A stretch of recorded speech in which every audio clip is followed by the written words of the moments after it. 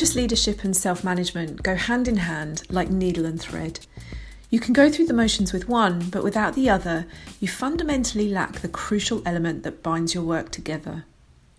Conscious leadership in the context of hierarchy will go so far, but without the framework of self-management, there will always be a barrier that will prevent empowerment across your team. Self-management without conscious leadership can lead to a layering of self-management practices on top of the existing dynamics that you're trying to unlock. I'm Sally McCutchion, a holacracy and consciousness coach. In this podcast, I'm interviewed by Richard Atherton from Being Human. In it, I talk about the power of conscious leadership in the context of self-management and the practices that I've learned over the years that have had a huge impact on my life as a leader, a coach, and a human being. You can hear more from Richard Atherton at firsthuman.com/podcast. If you have a sense that your business is ready for self-management, contact me directly at hello@sallymccutchion.com or via LinkedIn messaging.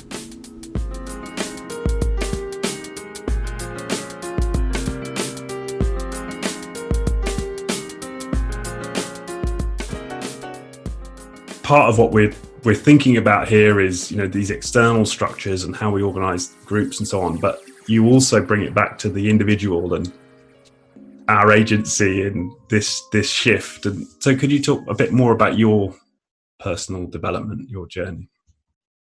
Yeah, I've always been really interested in self-development. That's something, it's a practice that I made a sort of a real conscious step. It was probably about 12, 13 years ago now, to really bring that into my life. And, on a personal level, that made a huge difference to my life. And as a leader at Flight Centre, that had a huge influence on who I was as a leader and who I was as a human being. I think part of my decision to leave Flight Centre when I did was because I wanted to make space to do a lot more self-development. And I wanted that to become even more of a central part of my life. And yeah, it's had a huge impact, just bringing awareness to things that trigger me, things that are sort of a script, if you like, a background script of things that are influencing decisions that I make or how I behave, how I interact with others. And yeah, so it's probably as big a part of my life as it's ever been, to the extent that I then became certified with the Creative Consciousness Coaching Academy. What a mouthful that is. And very much sort of introducing that into my offering as a self-management coach as well. Because I do see that, reinventing our organisations and the whole concept of teal, I think it's really exciting. I think it's by and large been really positive for businesses and the sort of the painting of a picture of what could be. But my concern and my ongoing concern is that is perceived to be an external thing. That if you do X, Y, Z, if you introduce ABC into your business, then you become teal. And for me, it's just not. And, what Spiral Dynamics very much points to, and I guess what I was doing with the work with creative consciousness is just really looking internally. And I think, we're in an information age right now, and technology is taking us places that we could never imagine. But I think the most important thing about this time is what's happening for us with our own conscious awareness of who we are as human beings, and how our previous or not even previous, how our mental models, values, etc., what problems they might be causing. If you look at global warming as an example, we need to start doing things differently. And the only ways that we can really find solutions to that is if we start thinking differently. We can't apply the same thinking and think that we're going to solve problems that were created by that same thinking. We have to shift our thinking in order to really move forward. And that for me is why this kind of inner work is so important, like as a leader and within businesses, and then also globally as well. So then just to recap then, so for you it's about finding triggers, uncovering old scripts or scripts that run you. And Those are my words. So what practices have you used to go to work on some of this? My podcast that you mentioned before, the main inquiry of the podcast is, who do you truly want to be in the world? And mindfulness, without really intending this, mindfulness was just a thread that ran through every episode and every person that I spoke to. For me, what mindfulness does is that it enables me to kind of zoom out. I was going to say slow down, and that's the wrong way to say it. What mindfulness does for me is it enables me to zoom out and look at the world, I guess with at a broader level than, the eyes that I have. It enables me to, from that place of like zooming out, I'm better able to listen into the wisdom in my body. I think we're very sort of cognitively driven. We place a lot of value on our thoughts and our minds, but there's increasing scientific research to show that the power and the intelligence of our hearts and our guts as well.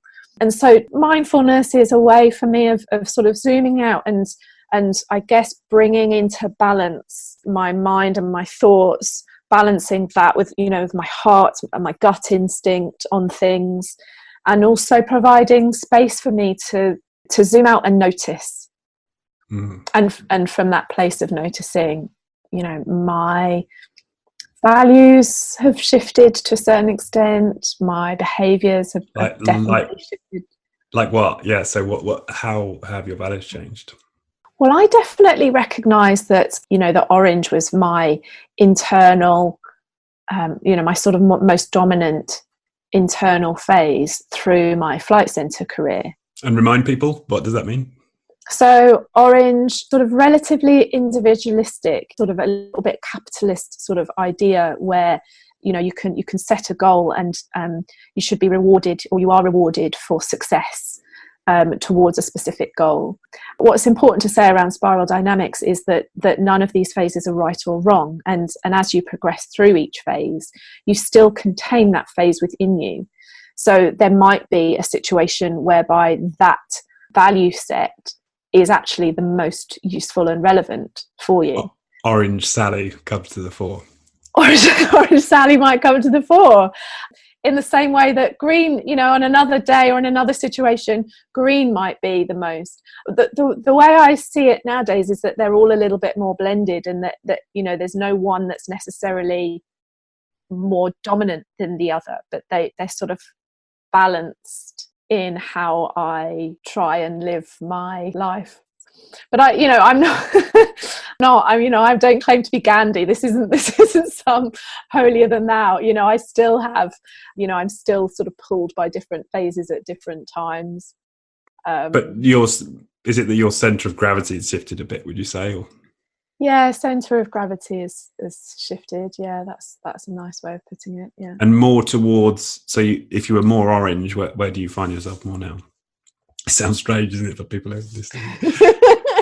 I'd like to think that I incorporate a number of the phases. I definitely see how orange is an influencer in my life, and green is also an influencer in my life. And so I suppose, a value, the sort of the value shift at the end of all this, like one of my values is abundance. And, the idea that actually me having abundance in my life should not mean that there is not abundance in the lives of those around me. So that's an example of where the orange and green influences kind of work together and have sort of, spat out for me this new value that I'm still playing with this, right? I'm still learning. I still do a lot of self-development practices, and I'm still integrating, and I'm sure, I've got no doubt that there's going to be loads more insights and lessons around this. That's one of the ways is this value of abundance. And for me, there is as much orange as there is green significance to that value. Okay, so there's the go-getter and the nurturer of community. yeah, it's sort of saying, well, why can there not be both? You know, why does me having abundance mean that anyone else shouldn't? And how can I influence abundance of others in my pursuit of abundance within myself? So just in terms of people making sense of this on a day-to-day like routine, what does that mean in concrete terms for you? And I suppose to a certain extent this comes down to sort of thoughts and beliefs, right? I've done quite a lot of work on identifying my thoughts because thoughts aren't real. Thoughts just happen. My mind generates thoughts and I'm not in control of that, except that I can be. And that's one of the practices of mindfulness, is looking at the thoughts that are generated, not taking them to be fact, playing with how you can control thoughts and ideas, and having that as a practice can really influence what you do and how you are, and the things that you sort of manifest and create in your life. So that would be a sort of a more day-to-day practice that I have, is one of noticing my thoughts, using mindfulness to zoom out, to come into my body, and then also playing with thoughts. So, you know, if I have a negative thought, like, you know, this project that I'm working on is just, you know, it's not going well. It's you know, I think it's going to end up really badly, you know, for sure. You know, that's a thought. This is sort of imposter syndrome type stuff. Yeah, we all have these sort of thoughts and ideas, but they're not real. And so, you know, if I have a thought like that, is just sort of first of all noticing it, because if you don't notice it, could end up self-sabotaging, or, you know, that could end up coming true just because it's a thought that's running that you're not aware of, that is influencing your behavior. So the first thing is to notice. And then the next thing is to change it, and to just sort of consciously say, this project is going really well. This project is going to be an absolute success. Now, the reality is neither one is true. Both exist in the future and the future hasn't happened yet. So, you know, neither one is true, but the positive thought is certainly serves me better in terms of, you know, influencing my mood, my capacity. But I think that noticing, and that comes from a practice of mindfulness, that's been probably the most positively influencing factor for me. Yeah, that chimes with something. A coach I know, a very good leadership coach, who she's actually a partner within First Human, who sponsors this podcast. But she talks about this idea of leadership as a creative act, and I think when she talks about that, she talks about this idea of what you think and what you declare as being an act of creation in within the context of leadership. And it sounds a bit like that's what you're saying here. It's like you could create a future where this project is successful, or you can create a future where this project is a failure. And it's like both can be true, and we can choose to create in the face of not knowing. For sure. I mean, creation is another level of this. The idea that you attract what you are. You know, you attract what you put out into the world. So, you know, yes, quite possibly, you know, by changing your thoughts, you are going to change the outcome of the project. But at the very least, you know, the more positive thought is going to serve you better in this moment. So regardless of whether you believe that by changing those thoughts, you're actually going to change the reality in the future, for me, that doesn't really matter. You know, what serves you in this moment is as important and as beneficial. And it reminds me a bit of Elon Musk, when he talks about, you know, my vision is to die on Mars, just not on impact. It's like, that's in some senses, it's purely creative, isn't it? It's like, I'm just going to throw this out here. And let's see where it, to use your language, you know, where it resonates, what that provokes in my world. I like that. Yeah, there's a number of sort of practices that you can do around this. You know, the power of the word, you know, making a speech act, you know, noticing the context that you've put onto something, and then consciously changing that context and seeing what happens as a result. This kind of stuff is invaluable for me, for my own self-development practices. And now, like I said, it also plays a big part of the insights coaching that I do with leaders. And in 10 words before we close out, I know we're over, but I must ask you, what does it being human mean to you? Being human means being in a constant journey of self-development, learning and growth. Awesome. How many words in that do you count? I might have gone over. Good enough for me. Great.